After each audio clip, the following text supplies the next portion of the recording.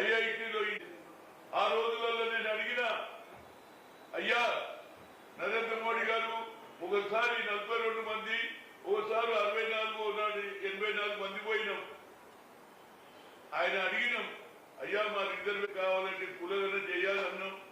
కానీ మాది ఒక సెపరేట్ మినిస్ట్రీ కూడా కావాలి, ఎందుకంటే మా జనాభా ఎక్కువ ఉందంటే అది చేయలే ఇది చేయలే. ఇవటు కులగన కూడా జరగాలన్నా కానీ ఎట్టకేలకు Narendra Modi government NDA government ఒప్పుకున్నది. సంతోషపకాయని ఒకటేమంటుడు కొందరు రాజకీయం చేస్తున్నారు రాష్ట్రాలలో. రాజకీయం ఏముందే, ప్రజల ఆకాంక్ష మేరకు ప్రభుత్వాలు నడవాలని రాహుల్ గాంధీ గారు కన్యాకుమారి నుంచి కశ్మీర్ కు నడిచిన will conduct caste wise census అన్నాడు. జితినా హిస్సేదారి కి భాగీదారి అన్నాడు. According to their population their reservation కూడా ఐదు అపోజిట్ ఆయన మొన్న ప్రధానమంత్రి అయితే అయిపోతుంది. కానీ ఇవాళ వాళ్ళలో ఆలోచన ఎస్సీలు అనుకున్నారు. కానీ నరేంద్ర మోడీ జనాభాలో ఆలోచన వచ్చిందిరా బాబు. అప్పుడంటే చదువు ఎక్కువ లేకుండే, ఇవాళ ప్రతి పేదవాడు ఇవాళ చదువుతున్నాడు. మా ఆకాంక్ష ఉన్నది జనగణ చేయాలన్నాడు. దానికి రాహుల్ గాంధీ మాటకు నిలబెట్టుకున్న రేవంత్ రెడ్డి ఇవాళ 150,000 దాంట్లో కూడా కొందరు ఆలోచన చేస్తున్నాం. సరిగ్గా కాదంటే మన 10 రోజులు 15 రోజులు ఎక్స్టెండ్ కూడా ఇచ్చినాం. ఇంటింటికి పోయినాం. ఇవాళ ఆ ప్రతిఫలం వచ్చి దాని కూర్చోరా अपन इसका ले लो। सर आज मोदी सरकार ने पहली बार कास्ट सेंसस ये अनाउंस किया है, तो आप क्या कहना चाहते हैं? ये देखिए भैया, ये कास्ट सेंसस पहले करने वाला कौन था? वो सोनिया गांधी थी। जब सुप्रीम कोर्ट IIT IIM में नो रिजर्वेशन बोल के सुप्रीम कोर्ट रोक दी, उस वक्त में OBC MPs का कन्वीनर के नाते हम परेशान हो गए। अरे हमारा कोई फ्यूचर नहीं है क्या? हमारे बच्चे भी पढ़े, जो गरीब लोग हैं वो लोग भी आज पढ़ने में आगे मगर talent is not anybody's property, God has given अन्ना, there is no alternate. I went to Sonia Gandhi, Arjun Singh was HRD minister, request करे मैडम सुप्रीम कोर्ट हमको अन्याय करा, हमारा रिजर्वेशन रोक दिया, हमारा बच्चे टैलेंट है, हम तेलुगु लैंग्वेज, तमिल, कन्नड़ा, उड़िया सभी में पढ़ते कन्नड़ा, तो इसमें टैलेंट किसी का नहीं है, हमको मौका देना। क्या करना? Ma'am why don't you put there is no alternate, alternate is a parliament में ये डिसीजन होना। तो क्या करना? Why don't you put a vote to Manmohan Singh ji? Manmohan Singh को बिल रखे, लल्लू प्रसाद यादव मेरे पीछे था, पाप बिचारा, सब लोग कर गए, घर घर फिरे, पेरा पड़े। देखो भाई तुम्हारा पार्लियामेंट में, पार्लियामेंट क्षेत्र में हमारा BC ज्यादा संख्या है, अगर आप खिलाफ करेंगे तो आपका नुकसान होगा। सो भी करे, बिल पास हुआ। आज IIT में एक आदमी 1,20,000 कमा रहा, all India institute of medical science में डॉक्टर बना रहा। हम पहले से बोल रहे जनगण, उसके साथ कुलगन बोला, कैस्ट वाइज सेंसस। आज हमारे NDA सरकार कैबिनेट में निर्णय लिए, अच्छा निर्णय, मगर उन्होंने एक बात बोला, ये पॉलिटिक्स कर रहे। पॉलिटिक्स का क्या मतलब है रे भाई? जो राहुल गांधी कन्याकुमारी से कश्मीर चलने के बाद लोगों की तकलीफ मालूम हुआ, एम्प्लॉयमेंट का मालूम हुआ, किसानों का मालूम हुआ, यही बोला we come to the power will conduct caste wise census बोला। जितना हिस्सेदारी उतना भागीदारी बोला। वो काम कौन करा? हमारा रेवंत रेड्डी करा। पहला आदमी है, पहला स्टेट है तेलंगाना में सरकार आई, वो सरकार पहले इंप्लीमेंट करे। 150 करोड़ लगाए और घर घर गए। उसमें भी थोड़े लोग बोले नहीं इसको और बढ़ाना, उसको भी बढ़ाए। आज 42% ऑब्जर्वेशन और 56% BCI बोल के CM ही बोला। मैं बोला ये दिक्सूची होएगा, देश में एक नजर हो जाएगा, रेवंत रेड्डी आप पॉपुलर हो जाएंगे। बोला पॉपुलर हुआ नहीं, अब क्या बोल रहा नरेंद्र मोदी? अरे ये तो पॉलिटिक्स कर रहे। पॉलिटिक्स नहीं है रे भाई। इंदिरा गांधी भी लैंड सीलिंग इंप्लीमेंट करी, गरीबों को जमीना दी, बैंक नेशनल मोरारजी देसाई बोला बैंक नेशनलाइज नहीं करना, बोला नहीं हर घर को जाएगा बैंक, बोला ये वो घर में है, आज इम्प्लीमेंट कर रहे, अच्छा है, हमारे बच्चे भी आगे बढ़ेंगे और लोगों का फायदा भी होगा। क्यों बोलते तो गरीब लोग 75 ईयर्स हो गए हिंदुस्तान आजाद हो के, गरीब गरीब है, यही बात राहुल गांधी पार्लियामेंट में बोला, पार्लियामेंट में बाहर भी बोला। 90% लोगों को अन्याय हो रहा, 10% फायदा उठा रहे, ये सब समझ गया। इंटेलिजेंस रिपोर्ट आ गया, आज कैबिनेट में निर्णय लिया। नरेंद्र मोदी जी 10 साल थे, अब मैं 3 मरतबा मिला, एक मरतबा 40, एक मरतबा 60, एक मरतबा 84 मेंबर्स, कुछ नहीं करे। यही बोला कैश वाइज सेंसस करो और हमारा बीसी डिपार्टमेंट सेपरेट मिनिस्ट्री बनाओ, बोलो वो भी नहीं करे। कुछ भी हो, देर हुआ अंधेर नहीं हुआ, देर हुआ अंधेर नहीं हुआ, देर देश पे गरीबों का फायदा हुआ। मैं सोनिया गांधी को दिली मुबारक बांटता हूँ, उनका ही नजर है, इंदिरा गांधी के बाद उनकी बहू के नाते नजर है।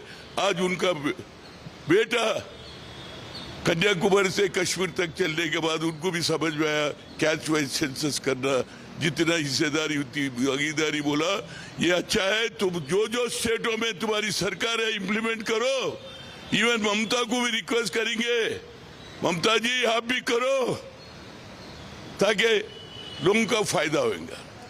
जी तो अभी तो ये पहला स्टेप है, लेकिन हमारा बीसी बिल जो आप हमारा स्टेट गवर्नमेंट पास किया है वो भी पेंडिंग है, तो ये सीलिंग 50%, अगर ये सीलिंग ब्रेक नहीं हुआ है अभी करना ही पड़ता। नरेंद्र मोदी अब सीलिंग हीलिंग नहीं चलेगा, लोगों में जोश आ गया, मैं नहीं कर तू बोले तो तुम्हारा दुकान बंद हो जाएगा। जितना हिस्सेदारी उतनी भागीदारी करना ही पड़ेगा, कोई भी होने दो। अब लोगों में समझ में आ गया, पब्लिक रोड पे आएंगे, ये बराबर अमल होता, उससे गरीबों का फायदा होता। और जो बाबा साहब अम्बेडकर कॉन्स्टिट्यूशन लिखा उसकी वजह से तेलंगाना आया। महात्मा ज्योतिराव फुले पढ़े तो आगे बढ़े, सभी लोग पढ़े आगे बढ़ रहे, इसका फायदा आने वाले दिनों में बीसीओ को मिलेगा और सबका स्ट्रेंथ मालूम हो जाएगा। हर नौजवान आज पढ़ रहे, कंप्यूटर पढ़ रहे, आज टेलीफोन आ गया, सब बच्चे होशियार हो गए, इसका फायदा बीसी एसटी हमको सबको हो जाएगा। According to their population their reservation should be there, they will get employment. Thank you. అమలు శాస్త్రీయంగా అమలు చేస్తుందనేది మన ముందున్న ప్రశ్న. అది అమలు చేయాలంటే రాహుల్ గాంధీ గారు కోరుతున్నట్టుగా ఆలోచించినట్టుగా కాంగ్రెస్ పార్టీ ప్రభుత్వం అసెంబ్లీ యునానిమస్గా ప్రతిపాదించినట్టుగా కులాల ప్రాతిపదికన జనాభా లెక్కలు లేనప్పుడు దేశ సంపదని పంచించడంలో సమంగా పంచించడంలో దాన్ని ఉపయోగించుకోవాలి. ఆ విధంగానే కేంద్ర ప్రభుత్వం పైన ఒత్తిడి కొనసాగించాలి.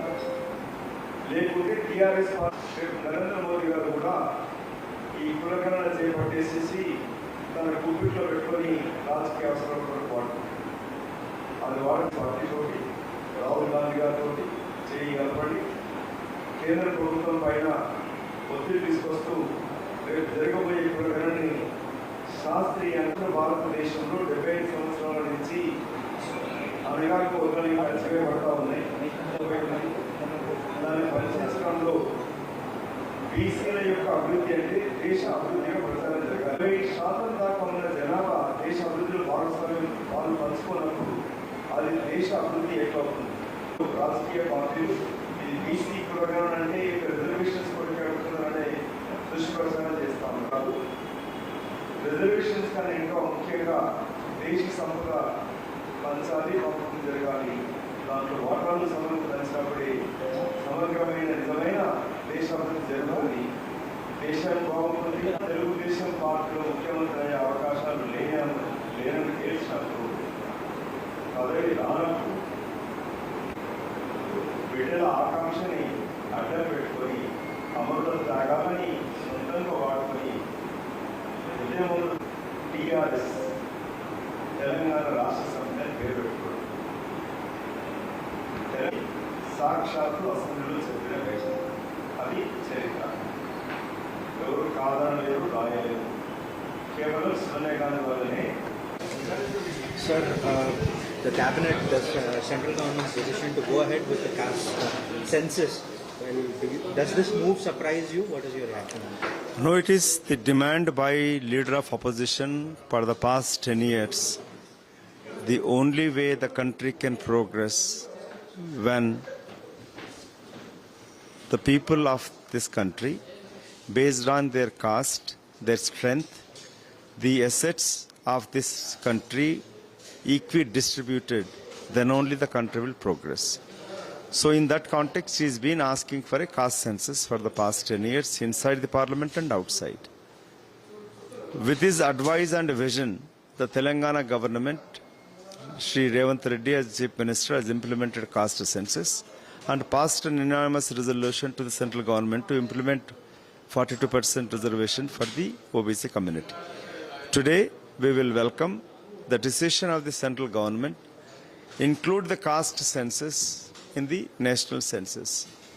It is welcoming, but at the same time, it's a cautioning.